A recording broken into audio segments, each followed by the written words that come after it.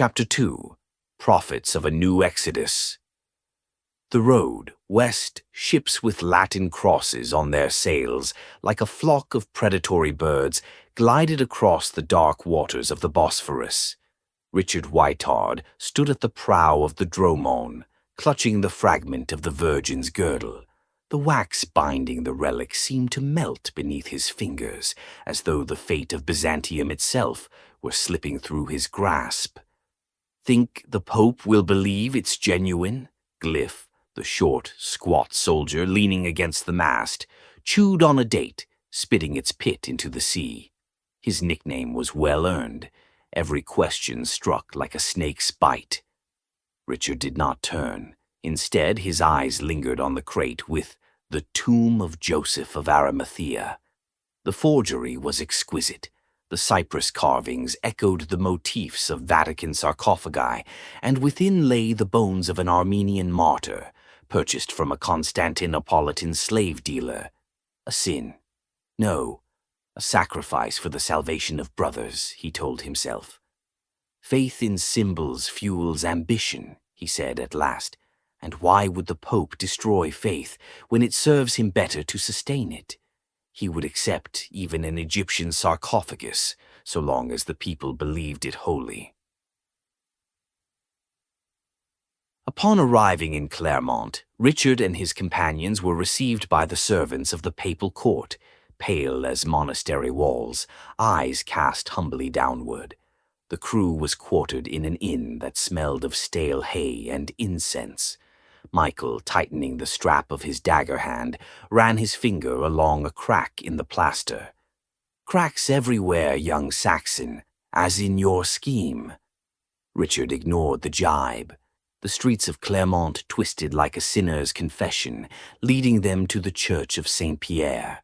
Its spire stabbed the heavens like the spear of an archangel. The chambers of Urban II resembled a stone labyrinth where candlelight danced upon frescoes of the Last Judgment. Golden lamps cast fleeting halos upon the faces of saints, their painted eyes following every step of the visitor.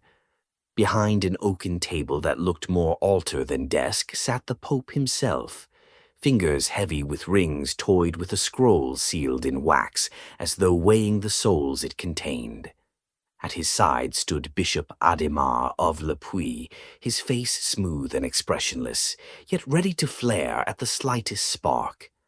Richard crossed the threshold, his dust-stained armor a stark contrast to the rich hangings adorning the chamber.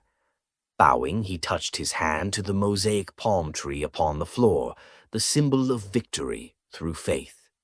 "Your Holiness, it is an honor to tread beneath your vaults," he said without lifting his gaze. "Peace of heart is a blessing to the soul," the Pope replied, his voice cool.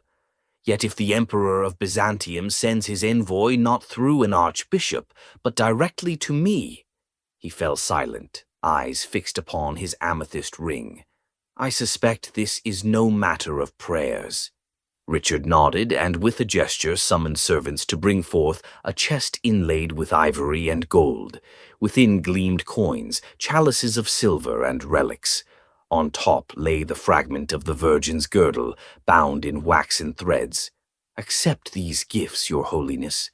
The Emperor wished them placed in your hands, yours, and no others." Urban's eyes brightened, his interest awakened. "And that is not all," Richard signaled again. 4 servants staggered in with a second coffer of black wood, silver stars inlaid upon its lid, the relief of a sleeping Joseph of Arimathea carved upon its face. "Holy relics," the Pope whispered, rising. His shadow stretched across the frescoed wall like a hand reaching for the coffin. Richard lifted the lid. On crimson silk lay decayed bones wrapped in linen, embroidered with crosses. The air thickened with incense and the faint tang of rot, a mingling of sanctity and death. "Joseph himself, who gave his tomb to the Lord," Richard proclaimed solemnly. Yet irony flickered deep within his gaze.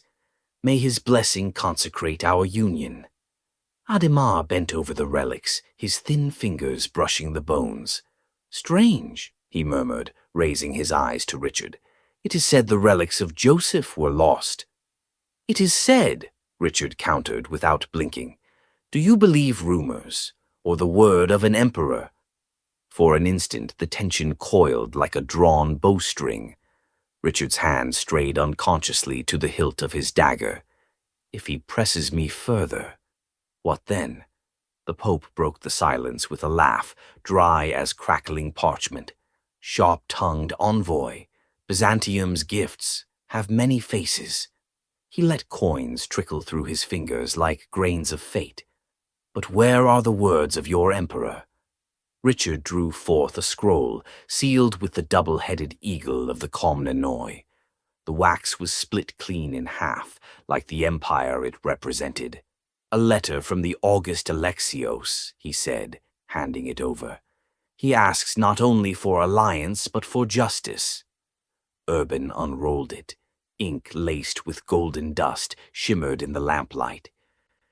To the beloved brother in Christ, the Turks profane the Holy Sepulchre, their sultan calling himself the sword of Allah. Is it not our duty to be the shield of faith? Let the swords of the Latins strike down the impious, and Byzantium shall be your bridge, not your wall.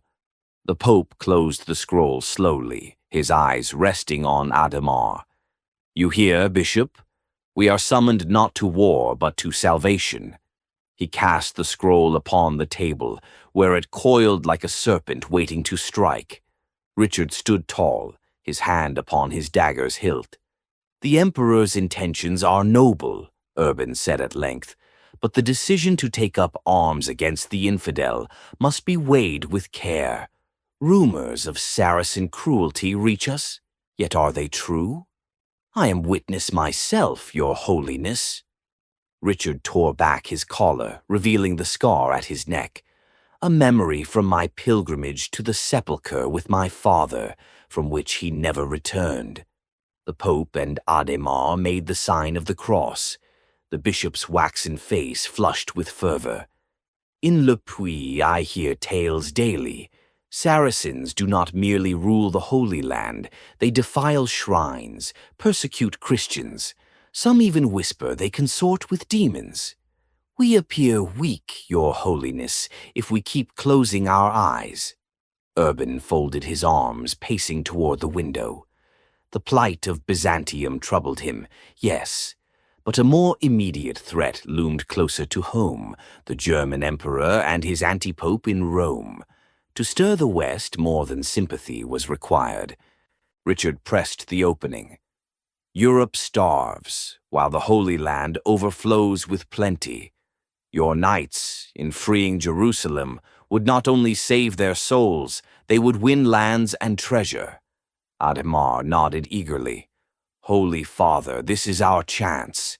If we give the Emperor allies, he will help us reclaim Jerusalem. Otherwise, he spread his hands, we remain with nothing as after the fire of Ravenna. Richard added softly, the Emperor will cover all the expenses of your preaching. His generosity will flow like the rivers of Mesopotamia. Urban and Adhemar exchanged a glance. The gold of Byzantium might serve them well against the German Emperor and his puppet antipope, Clement of Rome. Silence fell, broken only by the rustle of monks' robes. Urban stood at the window, gazing across Clermont. His eyes sought the horizon, as though answers might descend from heaven itself. This is a grave decision, he said at last. I must pray and reflect before speaking further. Return tonight, my son, and you shall hear my answer. Brother Jacques will show you to your quarters.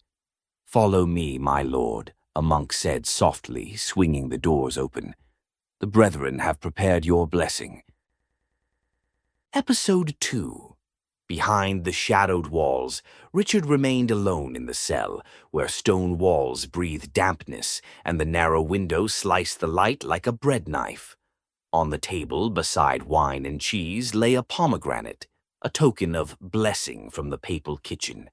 Its rind reminded him of the scars on his neck. He closed his hand around the fruit, feeling the uneven skin under his palm. Outside the cell, the lights of Clermont flickered, but the town felt foreign, like the prayers that clung to the palace walls. Urban. The name scorched him. The Pope was no saint, but a merchant trading in heaven. His eyes, hungry for gold, betrayed far more than his talk of saving souls. Richard traced the hairline crack in the table with his finger, thin as the blade between truth and lie.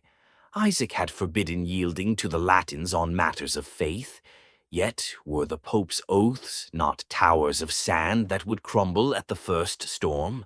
He didn't much care for Isaac's injunctions. He would cut a bargain with the devil himself if it would send Latin troops to Palestine.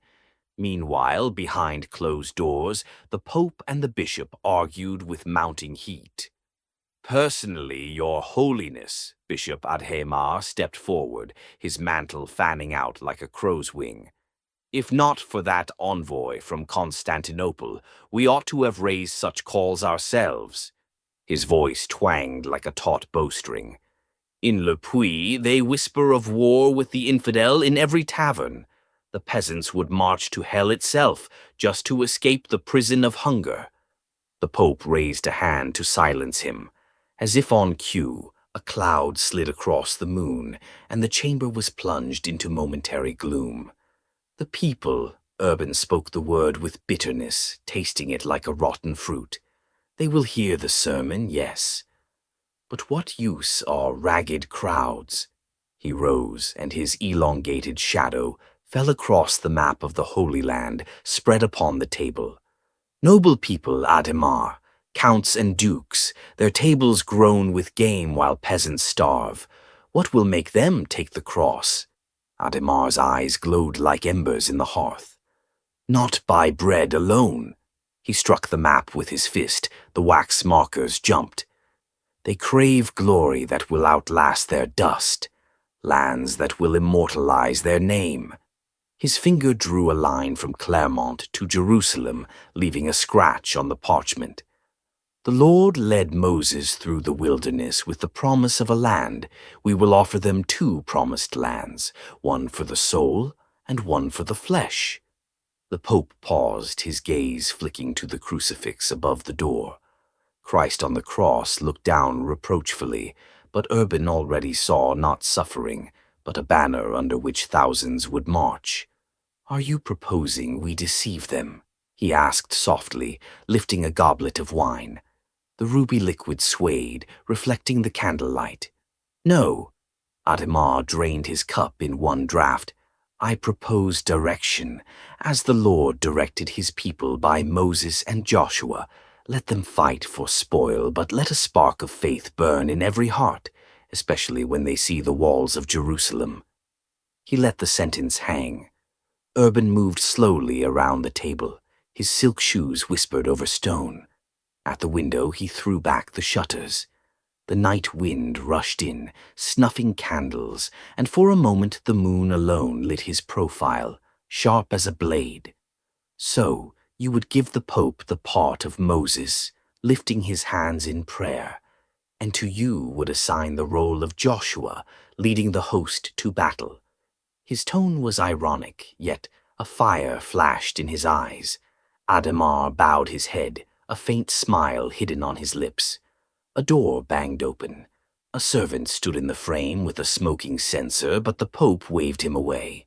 When the footsteps died, Urban turned, his shadow falling upon Adhemar.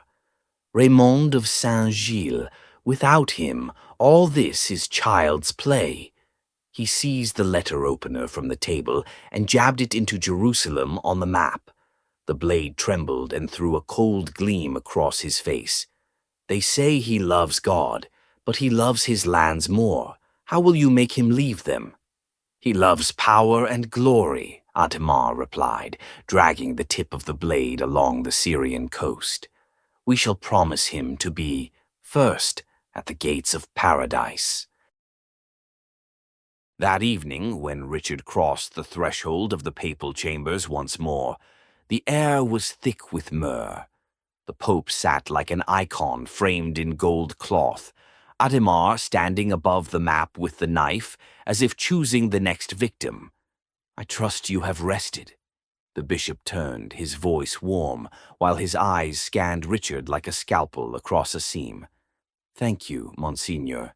Your hospitality, unexpectedly bountiful." Richard bowed, noting how the shadow of the cross on the wall trembled behind him. The Pope rose, his mantle rustled like a bat's wing. "We shall proclaim a holy war." He pronounced it plainly, as fact, yet in the hush the words fell like a thunderclap. "But first, Saint Gilles." Adhemar stepped close and laid a heavy hand on Richard's shoulder. His touch felt like armor. "Tomorrow you will go with us to Count Raymond.